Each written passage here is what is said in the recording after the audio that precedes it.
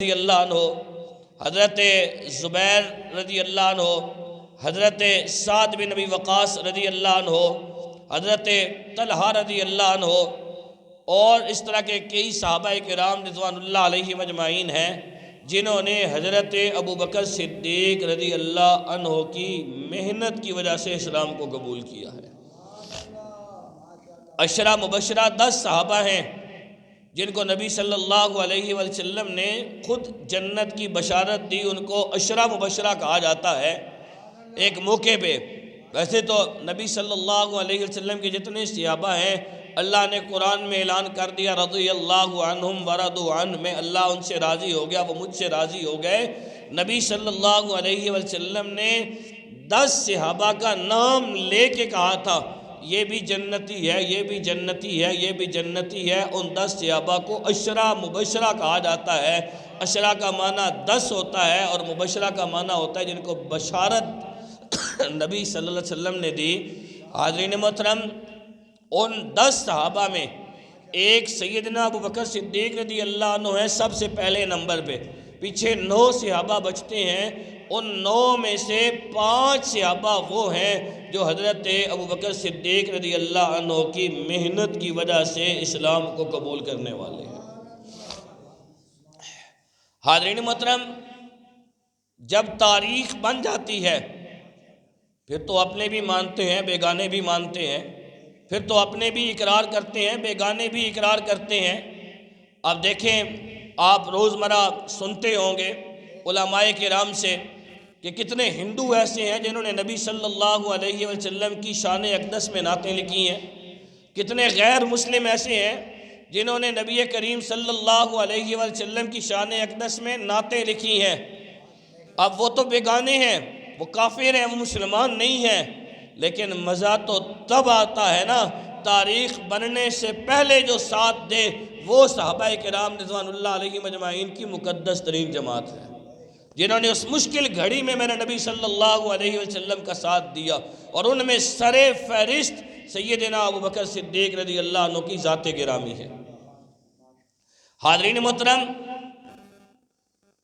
جب سورج طلوع ہوتا ہے، جب سورج طلوع ہوتا ہے تو اس کی کرنیں جو سب سے بلند و بالا عمارت ہوتی ہے اس پہ سب سے پہلے پڑتی ہیں۔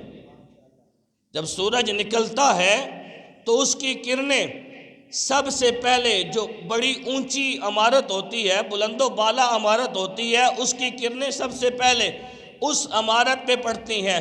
یوں سمجھ لیں جب میرے نبی صلی اللہ علیہ وآلہ وسلم نے اعلان نبوت کیا تو اعلان نبوت کرنے کے بعد جب نبوت کا سورج اور نبوت کے سورج کی جو پہلی کرنیں ہیں وہ حضرت ابو بکر صدیق رضی اللہ عنہ کی ذات اقدس پہ پڑی ہیں۔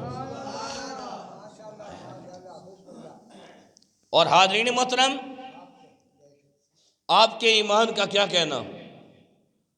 کیسا ایمان تھا، کیسی نبی صلی اللہ علیہ وسلم کی ذات اقدس سے محبت تھی، کیسا نبی کریم صلی اللہ علیہ وآلہ وسلم کی ذات اقدس کے ساتھ پیار تھا حضرت ابو بکر صدیق رضی اللہ عنہ کو۔ حاضرین محترم، حرم کعبہ میں جاتے ہیں، بیت اللہ شریف کے اندر قریش مکہ کے سردار بیٹھے ہوئے ہیں، تو حضرت ابو بکر صدیق رضی اللہ عنہ قریش مکہ کے سرداروں کے سامنے کھڑے ہو کے نبی صلی اللہ علیہ وآلہ وسلم کی نبوت کی گواہی دیتے ہیں۔ حاضرین محترم، جب حضرت ابو بکر صدیق رضی اللہ عنہ حرم کعبہ میں گئے، حضرت ابو بکر صدیق رضی اللہ عنہ نے حرم کعبہ میں جا کے قریش مکہ کے سرداروں کے سامنے پڑھا اشہد ان محمد رسول اللہ،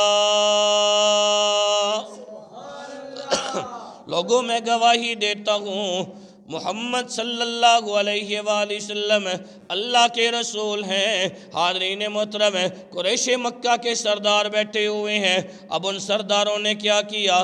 جو ہی یہ بات سنی، وہ قریش مکہ کے سردار سیدنا ابو بکر صدیق رضی اللہ عنہ پہ حملہ کرتے ہیں۔ سیدنا ابو بکر صدیق رضی اللہ عنہ کو اتنا مارا، حضرت ابو بکر صدیق رضی اللہ عنہ کا جسمی عطر لہولہان ہو گیا۔ ایک بدبخت سیدنا ابو بکر صدیق رضی اللہ عنہ کے پیٹ کے اوپر آ کے بیٹھتا ہے۔ حاضرین محترم، حضرت ابو بکر صدیق رضی اللہ عنہ پہ ظلم و ستم کیا جا رہا ہے۔ ایک بدبخت جوتا اٹھاتا ہے، اس جوتے کے ساتھ حضرت سیدنا ابو بکر صدیق رضی اللہ عنہ کے منہ مبارک کے اوپر مارنا شروع کرتا ہے، یہاں تک کہ سیدنا ابو بکر صدیق رضی اللہ عنہ کے جو منہ مبارک ہے اس کے اوپر اتنی سوجن ہو جاتی ہے کہ آپ رضی اللہ عنہ کے رخسار آنکھوں کے برابر آ جاتے ہیں۔ لیکن حاضرین محترم، سیدنا ابو بکر صدیق رضی اللہ عنہ کی محبت پہ قربان جاؤں، سیدنا ابو بکر صدیق رضی اللہ عنہ کے پیار پہ قربان جاؤں۔ سیدنا ابو بکر صدیق رضی اللہ عنہ اپنی زبان اقدس سے صرف یہی کہہ رہے ہیں، اشہد ان محمد رسول اللہ۔ لوگوں میں گواہی دیتا ہوں اللہ کے نبی محمد صلی اللہ علیہ وآلہ وسلم اللہ کے رسول ہیں۔ حاضرین محترم، حضرت ابو بکر صدیق رضی اللہ عنہ اسی حالت میں بے ہوش ہو جاتے ہیں۔ بے ہوشی کی حالت میں حضرت ابو بکر صدیق رضی اللہ عنہ کو اٹھا کے گھر لایا جاتا ہے۔ حاضرین محترم، مرہم پٹی کی جاتی ہے۔ حضرت ابو بکر صدیق رضی اللہ عنہ کے خاندان والے ایک دوسرے کے ساتھ باتیں کر رہے ہیں، اگر خدا نہ خواستہ ابو بکر صدیق رضی اللہ عنہ کو کچھ ہو گیا، ہم ان لوگوں کو نہیں چھوڑیں گے۔ لوگوں نے یہ سمجھا حضرت ابو بکر صدیق رضی اللہ عنہ کی شہادت ہو چکی ہے۔ حاضرین محترم، آپ بے ہوشی کے عالم میں ہیں، پتہ چل گیا ابھی آپ کے جسم کے اندر جان موجود ہے۔ ان لوگوں نے حضرت ابو بکر صدیق رضی اللہ عنہ کو والدہ کے حوالے کیا۔ والدہ کے حوالے کرنے کے بعد واپس جانے لگے، کہنے لگے ان کی مرہم پٹی کا خیال کرنا، ان کا اچھے طریقے سے خیال رکھنا۔ کچھ خاندان کے لوگ ابھی وہیں بیٹھے ہوئے ہیں۔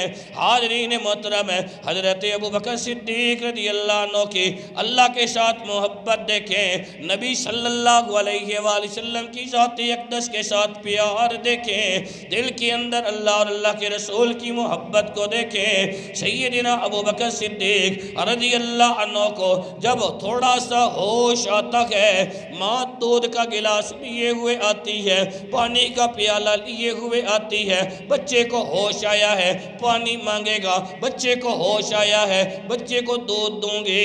حضرت ابو بکر صدیق رضی اللہ عنہ پہلی بار جو اپنی زبان سے کلمہ نکالتے ہیں وہ یہی تھا، اماں یہ تو بتا میرے نبی محمد کا کیا حال ہے،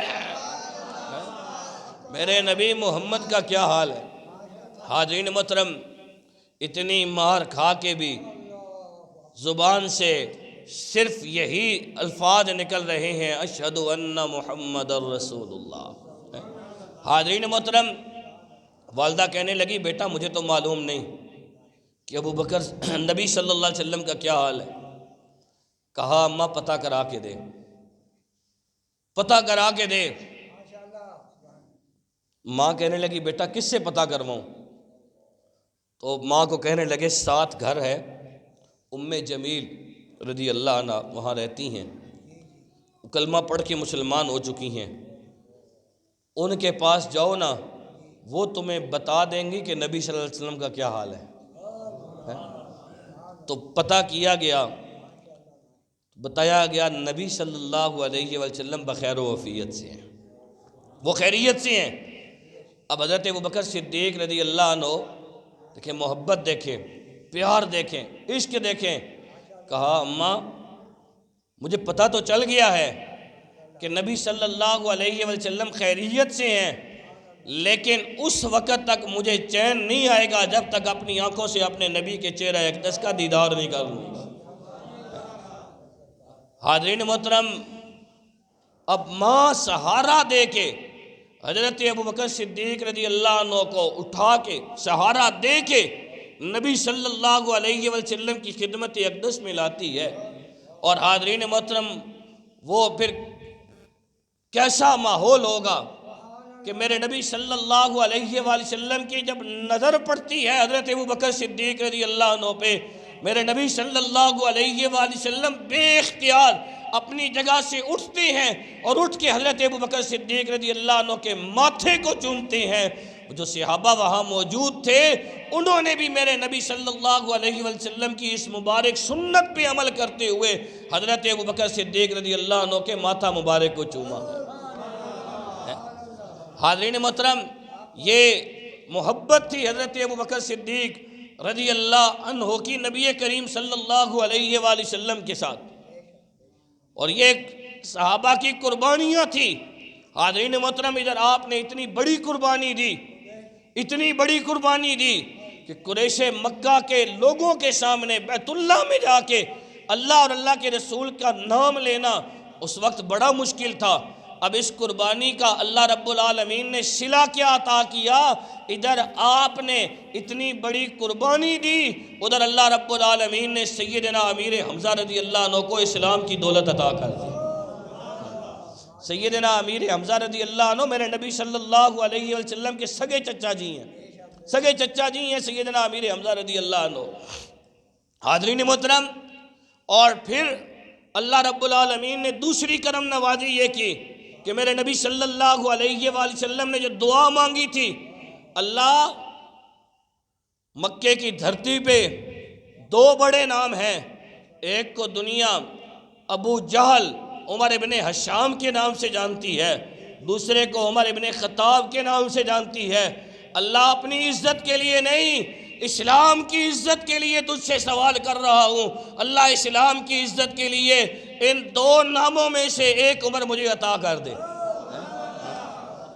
اللہ رب العالمین نے اس قربانی کے بعد اللہ رب العالمین نے حضرت عمر ابن خطاب رضی اللہ عنہ کو بھی اسلام کی، اللہ رب العالمین نے حضرت عمر رضی اللہ عنہ کو بھی اسلام کی جو محبت تھی اور اسلام کا جو پیار تھا وہ اللہ رب العالمین نے حضرت عمر ابن خطاب رضی اللہ عنہ کو عطا کی۔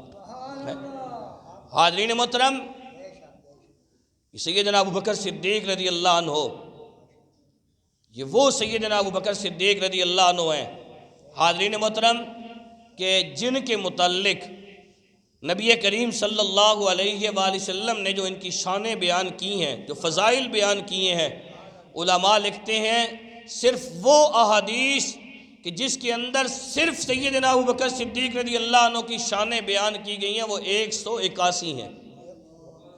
181 احادیث وہ ہیں جن میں صرف سیدنا ابوبکر صدیق رضی اللہ عنہ کی شانیں میرے نبی صلی اللہ علیہ وسلم نے اپنی مبارک زبان سے بیان کی ہے، اور 88 احادیث وہ ہیں جن کے اندر نبی صلی اللہ علیہ وآلہ وسلم نے حضرت ابوبکر صدیق اور حضرت عمر فاروق رضی اللہ عنہما کی شانیں بیان کی ہیں، اور 17 احادیث وہ ہیں کہ جن کے اندر اللہ رب العالمین نے حضرت ابوبکر صدیق رضی اللہ عنہ، حضرت عمر فاروق رضی اللہ عنہ اور حضرت عثمان ذو النورین رضی اللہ عنہ کی شانوں کو بیان کیا ہے، اور 14 احادیث وہ ہیں جن کے اندر اللہ کے نبی صلی اللہ علیہ وآلہ وسلم نے چاروں خلفائے راشدین، یہ جو چاروں کے چاروں میرے نبی صلی اللہ علیہ وسلم کے یار ہیں، حضرت ابوبکر صدیق، حضرت عمر فاروق، حضرت عثمان ذو النورین، حضرت مولا علی شیر خدا رضی اللہ عنہ مجمعین،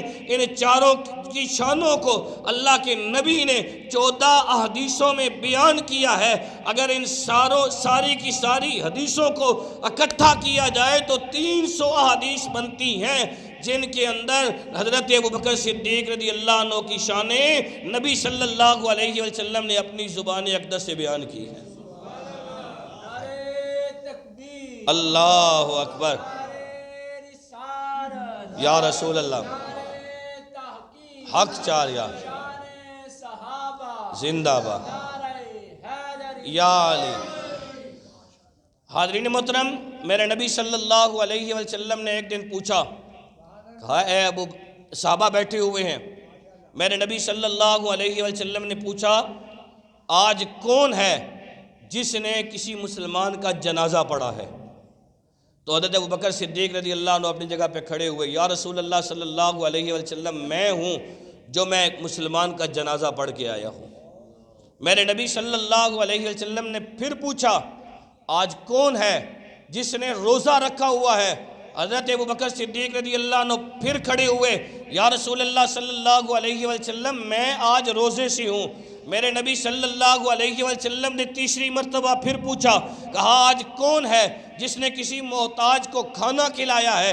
حضرت ابوبکر صدیق رضی اللہ عنہ عرض کرتے ہیں، یا رسول اللہ صلی اللہ علیہ وآلہ وسلم، اللہ نے مجھ پہ کرم نوازی کی ہے، آج میں نے ایک محتاج کو کھانا بھی کھلایا ہے۔ میرے نبی صلی اللہ علیہ وآلہ وسلم نے پھر پوچھا آج کون ہے جس نے کسی بیمار کی تیمارداری کی ہے؟ حضرت ابوبکر صدیق رضی اللہ عنہ پھر عرض کرتے ہیں، یا رسول اللہ صلی اللہ علیہ وآلہ وسلم، اللہ نے مجھ پہ کرم نوازی کی ہے، میں بیمار کی تیمارداری بھی کر کے آیا ہوں۔ میرے نبی صلی اللہ علیہ وسلم نے فرمایا میرے صحابہ، جس کے اندر یہ چاروں کی چاروں صفتیں موجود ہوں، سمجھ لو کہ اللہ رب العالمین نے اس کو جنتی بنا دیا ہے۔ سمجھ لو کہ اللہ رب العالمین نے اس کو جنتی بنا دیا ہے۔ حاضرین محترم، یہ شان ہے حضرت سیدنا ابوبکر صدیق رضی اللہ عنہ کی، یہ مقام ہے حضرت سیدنا ابوبکر صدیق رضی اللہ عنہ کا۔ اور حاضرین محترم، آپ کے متعلق یہ کہا جاتا ہے افضل البشر بعد الانبیاء بالتحقیق حضرت سیدنا ابوبکر صدیق رضی اللہ عنہ، کہ انبیاء کرام علیہم السلام کے بعد اللہ رب العالمین نے میرے نبی کے صحابہ میں سے جس کو سب سے اونچا مقام مرتبہ عطا کیا ہے، وہ حضرت ابوبکر صدیق رضی اللہ عنہ کی ذات گرامی ہے۔ اور حاضرین محترم، یہ وہ صفات ہیں، یہ وہ شانیں ہیں جو کسی کے اختیار میں نہیں ہیں، اللہ نے عطا کی ہیں، یہ اللہ نے عطا کی ہیں۔ حاضرین محترم، مردوں میں سب سے پہلے جس ہستی نے اسلام کو قبول کیا وہ حضرت ابوبکر صدیق رضی اللہ عنہ کی ذات گرامی ہے۔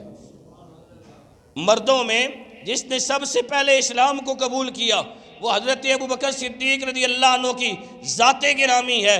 قرآن مجید کا سب سے پہلے انہوں نے نام مصحف رکھا، اور مصحف نام رکھنے والے حضرت ابوبکر صدیق رضی اللہ عنہ کی ذات گرامی ہے۔ حضرت ابوبکر صدیق رضی اللہ عنہ نے سب سے پہلے خلافت کا ولی عہد متعین کیا، سب سے پہلے خلافت کا ولی عہد متعین کرنے والے حضرت ابوبکر صدیق رضی اللہ عنہ ہیں۔ سب سے پہلے عتیق اور صدیق کا لقب ملنے والے یہ حضرت ابوبکر صدیق رضی اللہ عنہ ہیں۔ قرآن مجید کو جمع کرنے والے سب سے پہلے یہ حضرت ابوبکر صدیق رضی اللہ عنہ ہیں۔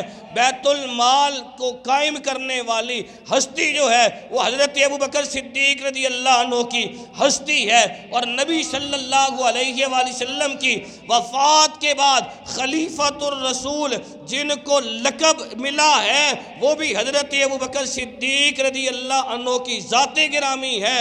اور قیامت والے دن جو سب سے پہلے جنت کے اندر داخل ہوگا نبی صلی اللہ علیہ وآلہ وسلم کے ساتھ، وہ حضرت ابوبکر صدیق رضی اللہ عنہ کی ذات گرامی ہے۔ اور جب میرے نبی صلی اللہ علیہ وآلہ وسلم قیامت والے دن اپنے سر کو سجدے کے اندر رکھ کے رب کی تسبیح و تحلیل کریں گے، انبیاء کرام علیہم السلام اور سارے انبیاء کی امتیں میرے نبی صلی اللہ علیہ وآلہ وسلم کی بارگاہ اقدس میں آئیں گی، اور میرے نبی صلی اللہ علیہ وآلہ وسلم اس وقت کہہ رہے ہوں گے آنا لہا آنا لہا آنا لہا، میں جو موجود ہوں میں جو موجود ہوں میں جو موجود ہوں۔ باقی ساری نبی کہیں گے اذهبوا الی غیری، آج کسی اور کے دروازے پہ جاؤ۔ میرے نبی یہ نہیں کہیں گے اذهبوا الی غیری، میرے نبی کہیں گے آنا لہا میں جو موجود ہوں جب سارے انبیاء اور سارے انبیاء کی امتیں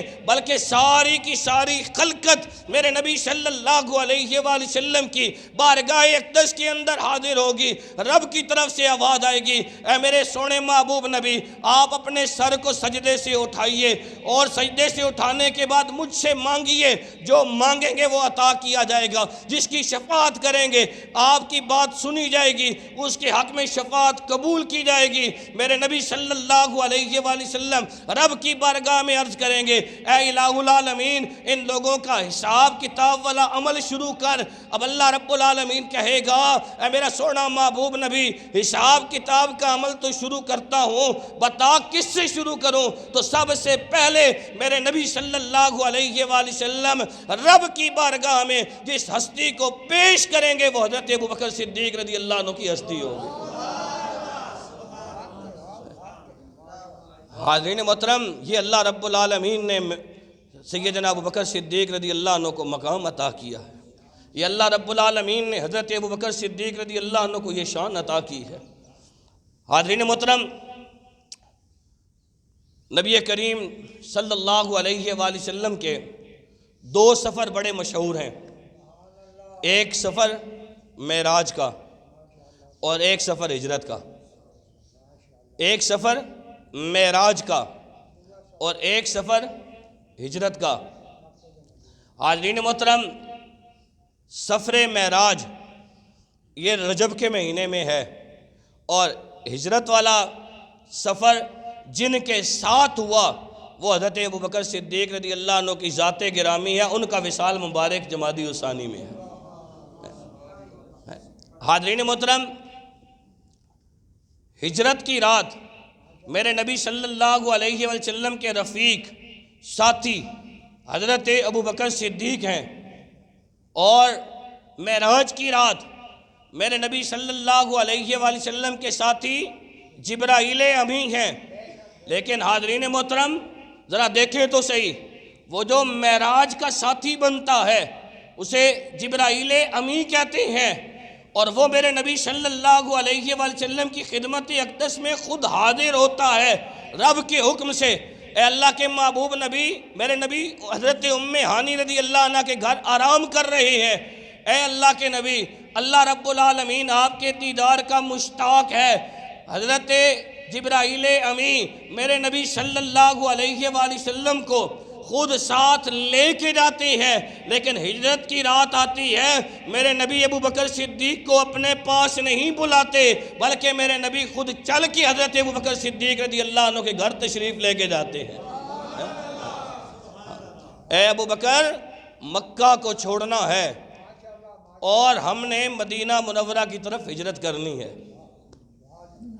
اور حاضرین محترم، یاری دو قسم کی ہوتی ہے، ایک یاری ہونی توڑ دی، ایک یاری ہونی موڑ دی، ایک یاری ہونی توڑ دی، ایک یاری ہونی موڑ دی۔ جبرائیل امین میرے نبی صلی اللہ علیہ وآلہ وسلم کے ساتھ سفر معراج پہ ساتھ موجود ہیں، لیکن سدرۃ المنتہا پہ جا کے جبرائیل امین وہ موڑ آ گیا، کہنے لگے یا رسول اللہ اس سے آگے ایک قدم بھی اٹھاؤں، آگے اتنا نور ہے میرے پر جل جائیں گے۔ ابوبکر صدیق رضی اللہ عنہ کی ذات گرامی پہ قربان جاؤں، میرے نبی صلی اللہ علیہ وآلہ وسلم کو مکہ مکرمہ سے ساتھ لیتے ہیں اور مدینہ منورہ میں جس مقام پہ پہنچانا تھا اس مقام تک توڑ جا کے پہنچاتے ہیں۔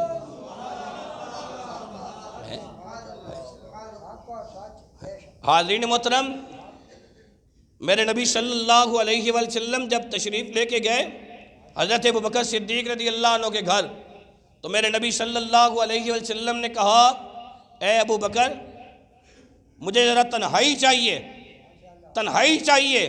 تو حضرت ابوبکر صدیق رضی اللہ عنہ عرض کرتے ہیں یا رسول اللہ صلی اللہ علیہ وآلہ وسلم میرے گھر میں اس وقت میری دو بیٹیاں ہیں اور میرے گھر والے ہیں، اس کے علاوہ کوئی بھی نہیں ہے، آپ جو بات کہنا چاہتے ہیں بے شک کھل کے کہہ دیں۔ تو میرے نبی صلی اللہ علیہ وسلم نے فرمایا اے ابوبکر ہم نے مکہ کو چھوڑنا ہے، مدینہ منورہ کی طرف ہجرت کرنی ہے، لیکن میرے نبی صلی اللہ علیہ وسلم نے ساتھ ہی بتایا پہلے ہم نے کچھ دن غار ثور کے اندر رہنا ہے۔ حضرت ابوبکر صدیق رضی اللہ عنہ کی نبی صلی اللہ علیہ وسلم سے محبت دیکھیں۔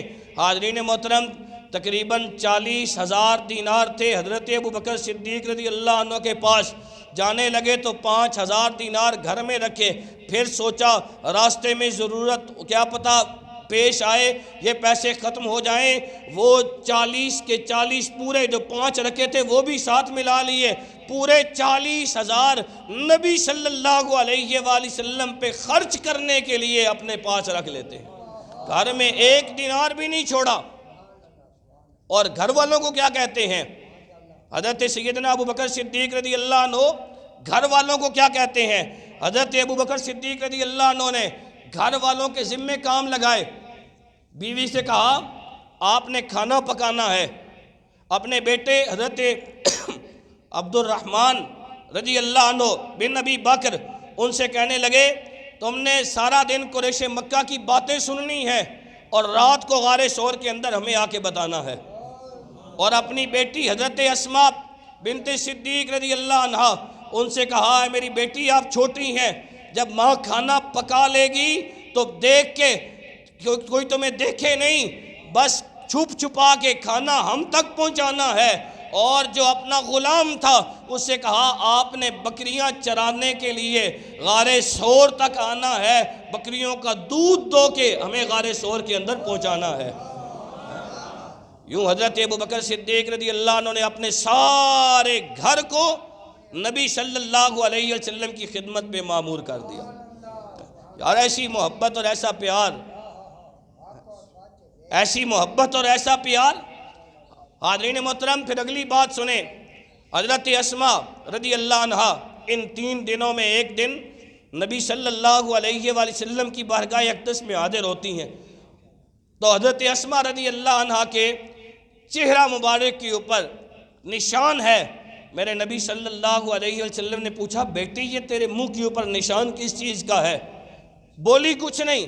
میرے نبی صلی اللہ علیہ وسلم نے پھر پوچھا بیٹی یہ تیرے منہ کے اوپر نشان کس چیز کا ہے؟ پھر کہنے لگی یا رسول اللہ صلی اللہ علیہ وآلہ وسلم میں آ رہی تھی، راستے میں ابو جہل ملا، مجھے کہنے لگا تمہیں یقیناً پتہ ہے کہ اللہ کے نبی صلی اللہ علیہ وآلہ وسلم اور آپ کے والد ابو بکر صدیق کس جگہ پہ ہیں؟ تو حضرت اسماء بنت صدیق رضی اللہ عنہ کہنے لگی ہاں اے ابو جہل مجھے معلوم ہے میرے بابا اور نبی صلی اللہ علیہ وآلہ وسلم کس جگہ پہ ہیں۔ کہنے لگا مجھے بتاؤ۔ تو حضرت اسماء کہنے لگی چچا اے ابو جہل رب کی دی ہوئی جان تو جا سکتی ہے، تجھے میں اپنے نبی کا ٹھکانہ بتا دوں یہ کبھی نہیں ہو سکتا ہے۔ رب کی دی ہوئی جان تو جا سکتی ہے، تجھے میں اپنے نبی کا ٹھکانہ بتا دوں، چھوٹی ہوں۔ آپ یا رسول اللہ صلی اللہ علیہ وآلہ وسلم اس وقت ابو جہل نے میرے اوپر حملہ کیا، مجھے زور سے تھپڑ مارا، یہ میرے منہ کے اوپر جو نشان ہے یہ اسی تھپڑ کا ہے۔ اس وقت میرے نبی صلی اللہ علیہ وسلم کی زبان اقدس سے یہ الفاظ نکلے تھے، کہا تھا اے ابو بکر میں نے ساری کائنات کے احسانات کے بدلے چکا دیے ہیں، ابو بکر تیری ذات وہ ذات ہے جس کے احسانات کے بدلے قیامت والے دن خود رب العالمین ہی چکائے گا۔ حاضرین محترم، یہ محبت حضرت سیدنا ابو بکر صدیق رضی اللہ عنہ کی نبی کریم صلی اللہ علیہ وسلم کی ذات اقدس کے ساتھ 22 جمادی الثانی سیدنا ابو بکر صدیق رضی اللہ عنہ کی وفات مبارک ہے۔ اس دن کو بھولے نہیں، ہم مسلمان ہیں، مسلمانوں کے پہلے خلیفہ ہیں حضرت سیدنا ابو بکر صدیق رضی اللہ عنہ۔ اور اگر ہمیں باقی لوگوں کے ایام یاد ہیں، اپنے بابا کا، اپنے دادا کا، اپنے ابا جی کا، اپنی اماں کا، تو یہ تو مسلمانوں کے پہلے خلیفہ ہیں، اور یہ وہ شان والے خلیفہ ہیں کہ قیامت والا دن ہوگا، ہر جنتی جنت کے ایک دروازے سے اندر جائے گا۔ ابو بکر صدیق رضی اللہ عنہ کو تو جنت کے 8 دروازے آواز دے کے کہیں گے ابو بکر آپ اس دروازے سے اندر داخل ہوں، آپ اس دروازے سے اندر داخل ہوں۔ 22 جمادی الثانی اسی مہینے کی جو 22 تاریخ ہے اسلامی، وہ حضرت ابو بکر صدیق رضی اللہ عنہ کی وفات مبارک کی تاریخ ہے، اور وہ اتوار والے دن آ رہی ہے۔ کس دن آ رہی ہے؟ اتوار والے دن 22 جمادی الثانی اتوار کو ہوگی۔ آج 20 جمادی الثانی ہے، کل 21 اور رات جو ہے وہ 22 کی ہے۔ کل انشاءاللہ ہماری جو مسجد سیدنا ابوبکر صدیق رضی اللہ عنہ، جس کو کھوئی والی مسجد بولتے ہیں، اس میں انشاءاللہ مغرب کی نماز کے بعد ایک عظیم و شان تاجدار صداقت رضی اللہ عنہ کانفرنس، جو 11ویں شریف کے حوالے سے ہر مہینے میں محفل کی جاتی ہے، لیکن کل کا جو موضوع ہے وہ تاجدار صداقت سیدنا ابوبکر صدیق رضی اللہ عنہ کی ذات گرامی پر ہوگا۔ آپ احباب سے گزارش کرتا ہوں ٹائم کا خیال رکھتے ہوئے وقت کی پابندی کا خیال کریں۔ باہر سے علماء نے آنا ہے تاکہ ٹائم پہ پروگرام شروع ہو اور ٹائم پہ پروگرام جو ہے وہ ختم ہو جائے۔